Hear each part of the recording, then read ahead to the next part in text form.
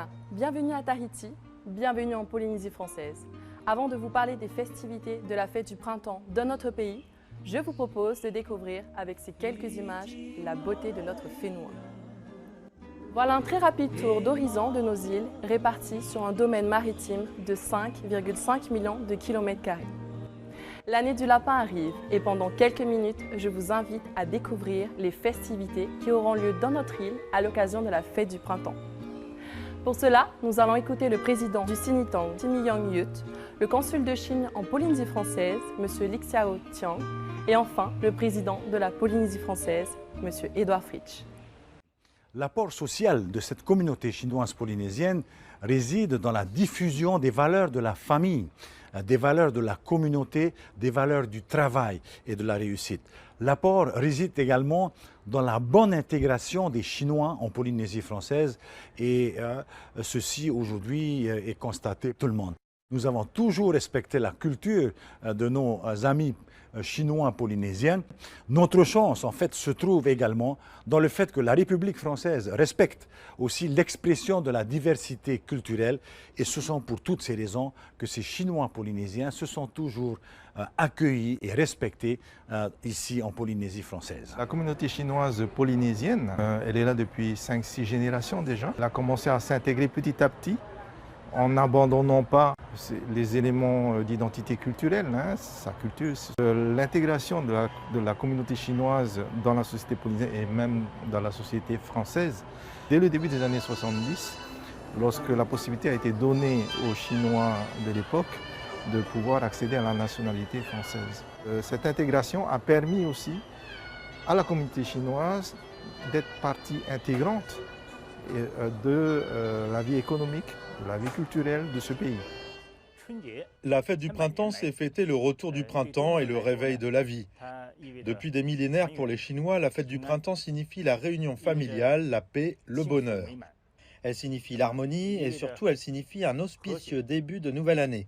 Des relations fortes et respectueuses ont permis au fil du temps de promouvoir les festivités de la fête du printemps sur l'ensemble du territoire polynésien. Comme à son habitude, la Polynésie française accompagne la communauté chinoise de Polynésie en accueillant ici à la présidence, qui sera décorée en conséquence, les associations qui viendront ouvrir le premier jour de l'an chinois, l'année donc du lapin d'eau, le 22 janvier prochain.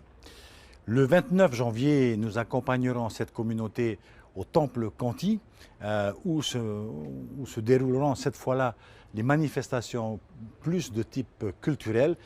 Et enfin, le 4 février, nous reviendrons ici à la présidence de la Polynésie française pour la dernière soirée, qui est la soirée des lanternes. On reprend un peu ce que nous avons toujours organisé, à savoir la danse des lions, l'ouverture, le réveil des lions le samedi 21 janvier au soir.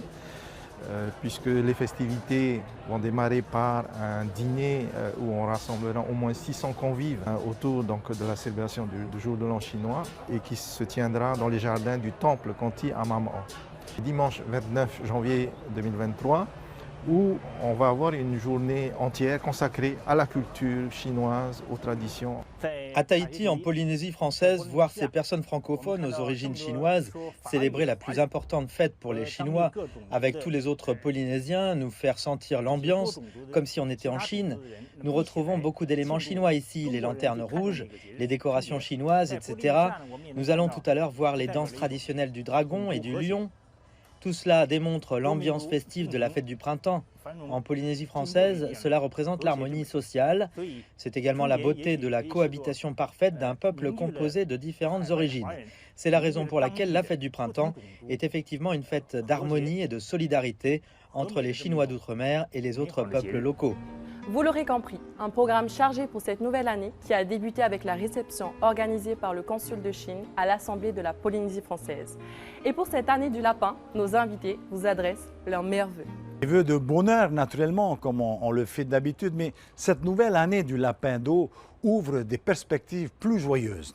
Le lapin d'eau nous place sous les meilleurs augures, tant il symbolise la longévité, la prospérité et la paix. Et c'est tout ce que je souhaite, en fin de compte, à la Polynésie française, à nos amis chinois qui vivent ici en Polynésie et d'une façon générale à la Chine. La fête du printemps, pour tous les Chinois et toutes les personnes d'origine chinoise, c'est une fête extrêmement importante. À cette occasion, on présente nos meilleurs vœux. Au nom du consulat de Chine, je souhaite que le monde soit pacifique et bienveillant, que le peuple soit heureux et en bonne santé, que l'amitié entre la Chine et la Polynésie française se renforce davantage et que leur peuple soit heureux. Pour terminer, je souhaite à vous tous la bonne chance et la prospérité en l'année du lièvre. Xinyan Kroelok et Kuning Fachoy. Kunhi Fachoy, Singai Kailao. Il me reste à mon tour à vous souhaiter une merveilleuse année du lapin, en espérant qu'elle vous conduira dans notre beau pays. Kuni Fachoy.